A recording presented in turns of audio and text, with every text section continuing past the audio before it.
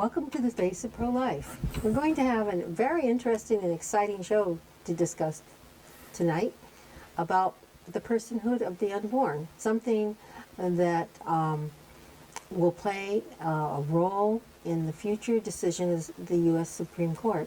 Bill O'Brien, who is well-versed on this subject and is excited to talk to us about it. And so everybody should get to know the terms that we're going to be hearing in pro-life, and that's about personhood. Welcome, Bill. Thank you. Glad to be back. I actually, of course, I'm Vice President Connecticut Right to Life, and that's what I'm usually invited here to represent. But I'm also head of a new group I just formed called Unborn Babies Count. Really? Yeah, and I'm national coordinator. I appointed myself. Oh. I'm not coordinating any people yet, but we're working on that. But the reason for this new group is because we have a U.S. Census coming up next year, and I've been actually working on trying to get the unborn to be counted in the U.S. Census. And it's not a new issue. Actually, it goes back 30 years to 1990 census. I was actually a plaintiff along with, I know some people may know Chris Slattery in New York City. He's head of, it's a chain of the largest chain of pregnancy centers in New York City. And he's the director of that. And his wife happened to be pregnant at the time of the 1990 census. And they actually filled out listed their unborn child on the census form almost 30 years ago. And when I mentioned to him that we were getting together some people to have a lawsuit, he said, "Hey, count them in." And so the court case is named after him, Slattery versus Clinton. And we went into U.S. District Court, Southern District of New York, and we had 5 families and myself. Those 5 families, the woman was pregnant on Census Day 1990, which is April 1st, 1990, and we didn't actually sue till 3 years later, but we sued, and by that time Clinton was in office, so you sue the president, and it took about 4 years for the decision to come down from the district court, and of course we lost as we expected, and we appealed it to the Second Circuit Court of Appeals. We lost there as expected. We expected to lose because the judge on the district court said that because of Roe v. Wade, which ruled that the unborn child is not a person, that unborn children can't be counted in the census, even though this Constitution says you count every person. Illegals, legals, immigrants, doesn't matter. Every person in the country, unless it's someone in a hotel room, vacation, but everyone else that's living in the country at that time is supposed to be counted. And so actually in Roe v. Wade, Justice Blackmun, who wrote the decision, he looked at the use of the word person throughout the Constitution and said, okay, well, anyone that can be president if they're over 35 years old. So it said any person. All right, well, that didn't apply to the unborn. And they looked at other uses of the word person, and he said, well, none of these apply to the unborn. And he said, by the way, and he used a footnote, he said, by the way, as far as we know, no unborn child has ever been included in the census. So I figured, well, they are now. So Chris Slattery and the others, they listed their child or wanted to list their child on the census form. And again, because of Roe v. Wade, the judge said no. We did not appeal it to the U.S. Supreme Court for a couple of reasons. But now we're ready to. We've been asking President Trump. I sent a letter over a year and a half ago to President Trump asking that the unborn be counted in next year's census, and we've contacted a number of congressmen. We've gotten articles about it have just appeared just in the last couple of weeks that we instituted in American Life League in their weekly newsletter about maybe a month ago, and the Personhood Alliance, which is an alliance of fairly new, maybe only 10 years old, that these personhood groups are popping up around the country now. So you have all these right to life groups, but now you have these personhood groups.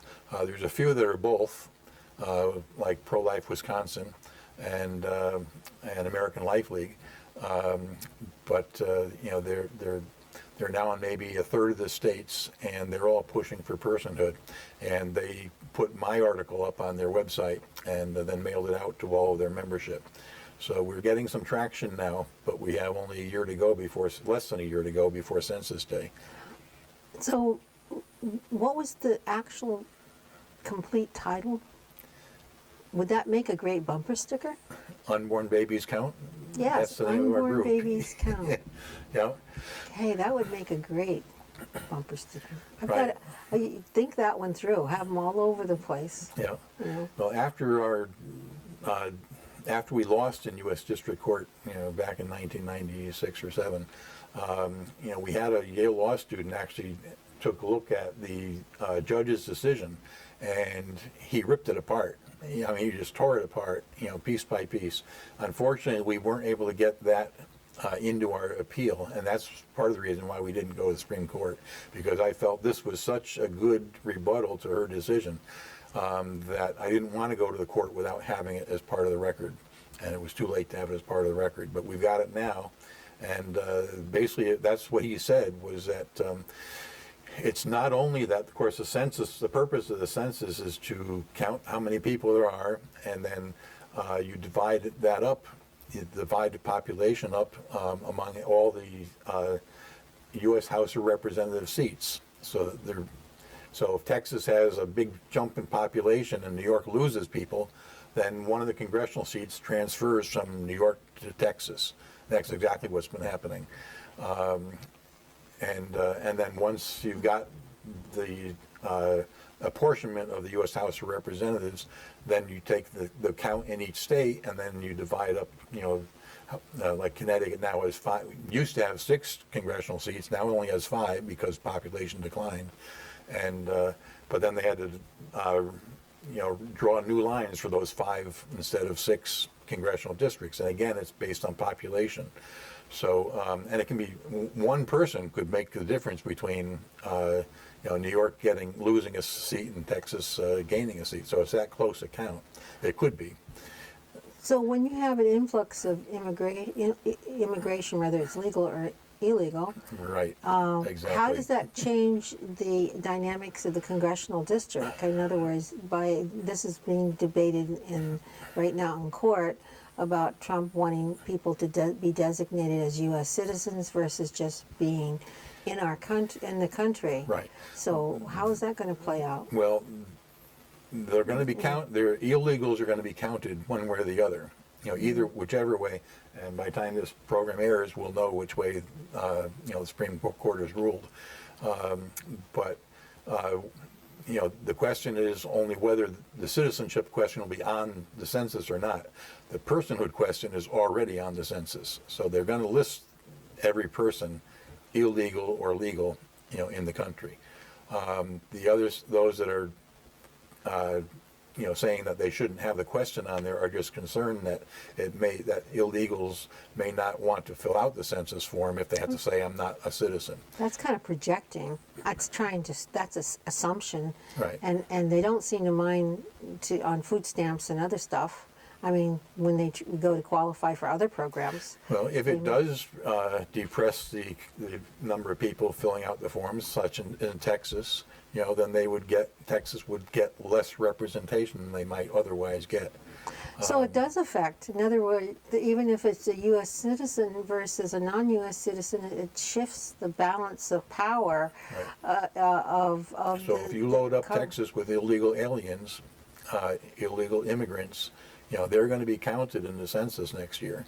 And you're going to get more congressional Texas districts? may get congressional districts. And, some people are saying that Texas is already starting to be a little less red than it was and starting to be a little more blue. Ted Cruz only won by a couple percentage points last year in his reelection for Senate, and he's a Republican. So if they pick up more illegal aliens, and then they get them into more congressional districts there, it's possible that it could have an effect on whether Texas stays red for very long or not, and other states, border states as well. So yeah, it could. And you may be wondering if those are the Democrats who are pushing for are not trying to stop the illegal aliens from coming in or have the census in mind. Right. That's their goal.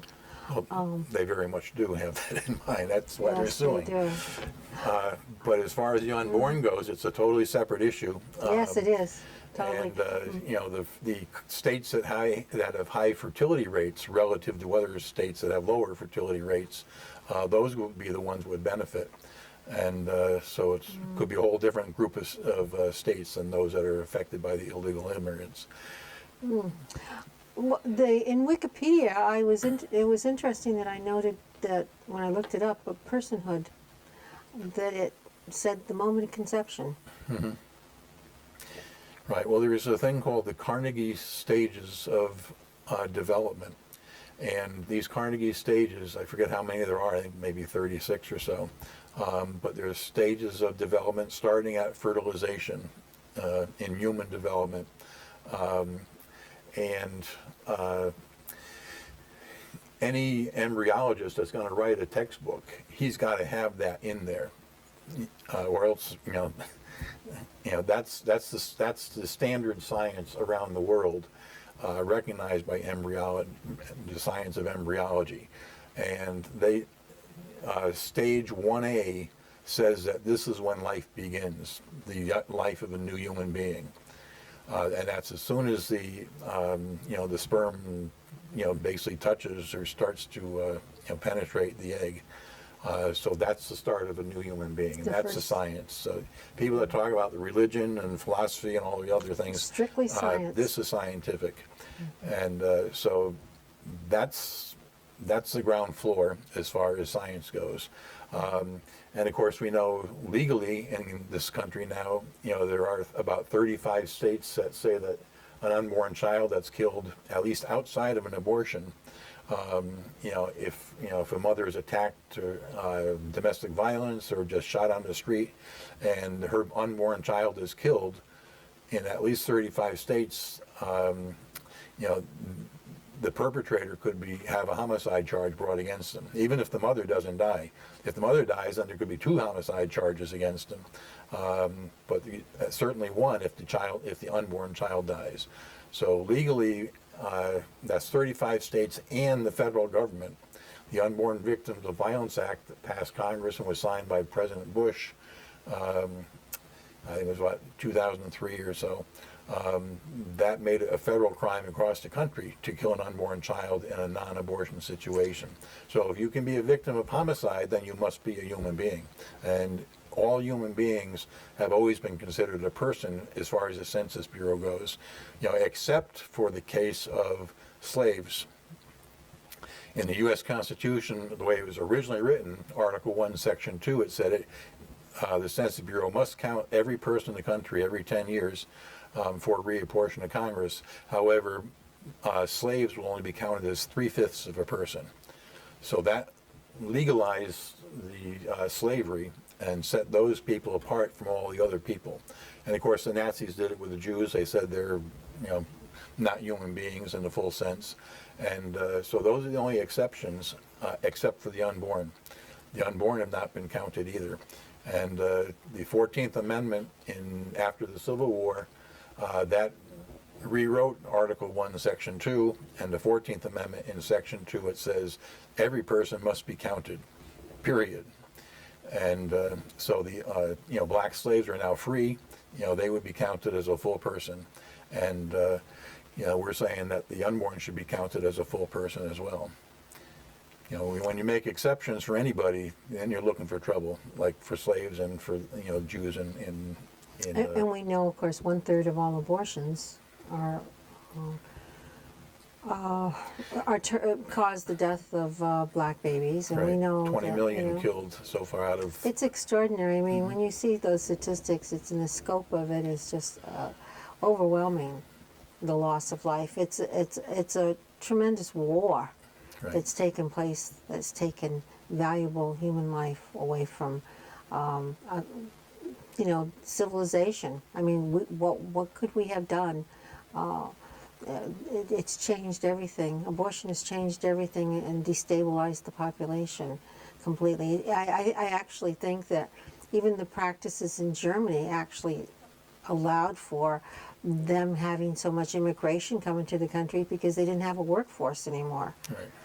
And so we have all kinds of repercussions caused by such a tremendous number of loss of natural repopulating of the world, you know. Right. Well, Christianity in Europe has committed suicide, basically, and the numbers are way down, not below repopulation levels, which is 2.1. They're down in the 1.3s, 1.4 or so. Oh, wow. So their population is going to decline, except that they got all the immigrants, and especially the Muslim immigrants coming in, Well, in Europe, and that's they're turning from Christianity to Muslim.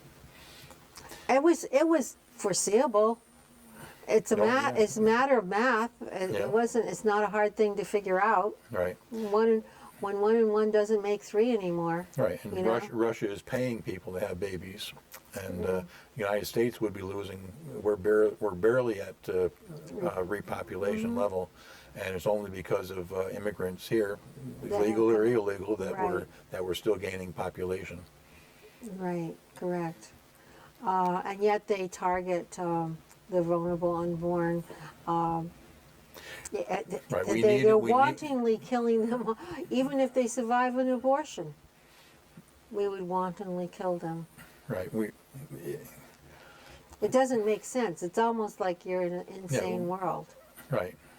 What used We to almost be, need the immigrants because we keep killing our own. yes, exactly. Profound statement. So again, tell us, this all leads to the goal of identifying the child in utero from the moment of conception to natural birth as a person already. Right. And Which the this- Carnegie Stages says is exactly what they are. And Dr. Jerome Lejeune, he was a famous scientist. He's the one that discovered the first genetic reason for Down syndrome. The first genetic disease of any kind, he was the first one to discover it. And he said, basically that he received I think a Kennedy Prize here in the U.S., but he said he didn't get the Nobel Prize because he was pro-life. But he said that the unborn child, he's a being, and he's human, and he's alive. So, what more of a criteria do you need? right. Do you have a website?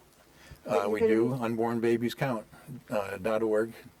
Just look it up, Google it, and it'll come up. Okay, I'm going to And, look forward to looking that up. So, yeah, and we have links to the 2 articles by the Personhood Alliance and the American Life League.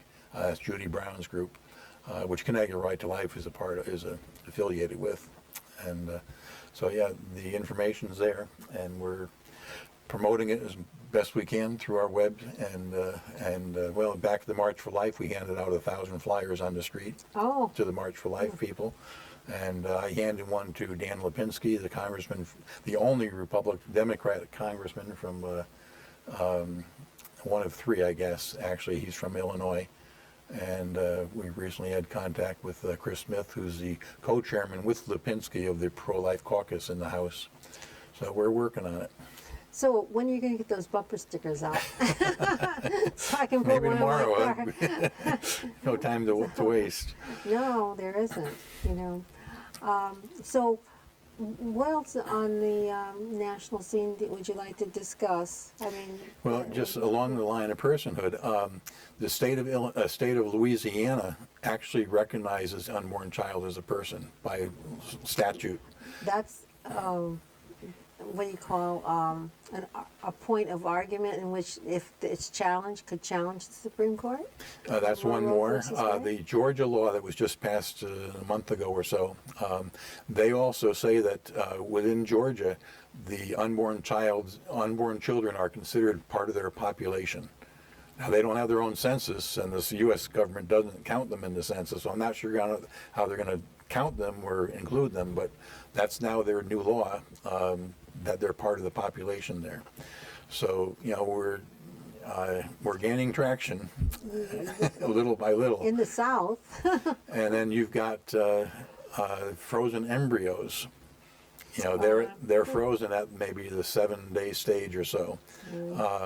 And there have been a number of lawsuits because the partners who, whether husband and wife or whatever, they've got these frozen embryos there. They may use one or two, and then they divorce, and they fight over what happens to our frozen embryos now. I know. There's a case in the Connecticut State Supreme Court pending right now. Right now. And exactly that situation. The guy wants to, he has one, I think they had one daughter as a result of a frozen embryo, which thawed obviously, and she was pregnant. But he wants to have a son, or he wants to have another child, and there's still another frozen embryo. So they're fighting over that. She doesn't want it, he does, and they're divorced. So we'll hear from the state Supreme Court anytime soon. So what is he going to do with the frozen embryo? He's going to have a surrogate? Well, I guess it would have to be a surrogate. You could be a surrogate or put it up for adoption. There are these snowflake babies. President Bush had them in the White House once a few years ago, and there's still questions, at least from the Catholic perspective, as to whether that should be allowed or not. But the alternative is that they would die or simply be frozen forever. And but the question is that they're there, and what do you do with them? And there have been several other cases. In fact, Connecticut Right to Life, our speaker this year, a few months ago in April, she's from. She has handled several frozen embryo cases, and so far she's losing, and the courts keep saying that they're either property or special property. Now, that's just like with the slaves, were considered property of their owners. Well, and, I know I could take theological, and medical opposite positions. Yes, they are human life. Yes, they were created by two human cells, and they were joined, but they're not in anybody's body, and therefore that makes it a little different in my eyes. When it comes to personhood, not that I don't value it.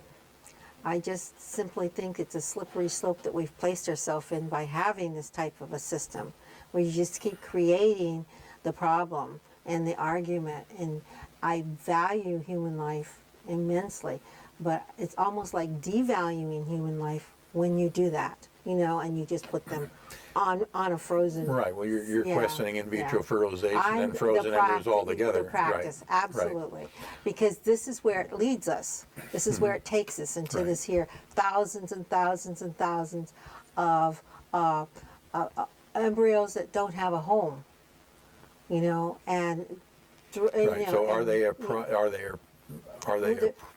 property? Are they property, and are they a product? Basically, is what you're so true. I mean, this is when you play God and you go out of the. It is a tragic dilemma, very tragic situation. But you see what the mess. And what about this case? So at this point, they're going to decide on it.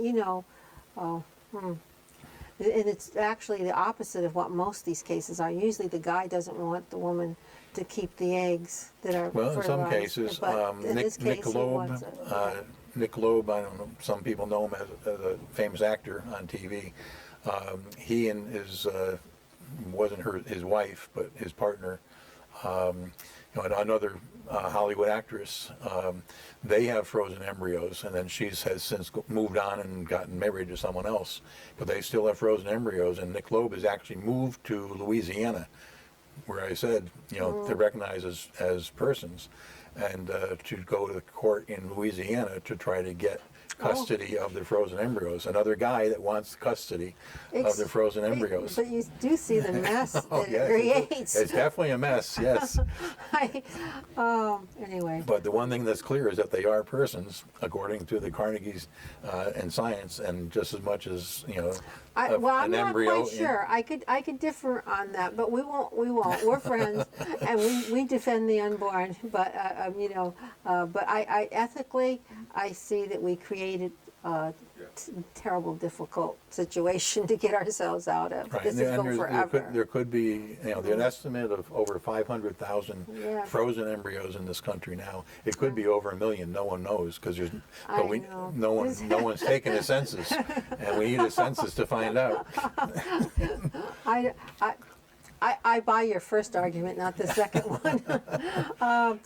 All right, we want to thank everyone who's tuned in, and this is probably a cutting edge first about the personhood of the unborn and the census being taken, and it's a whole new ball game. So you have to really listen to the players here as well, and the impact of it is enormous. So we'll be watching and hearing where this goes, and get those bumper stickers out because I want one. And we want to thank everyone for tuning into The Face of Pro-Life, and tune in again, and thank you.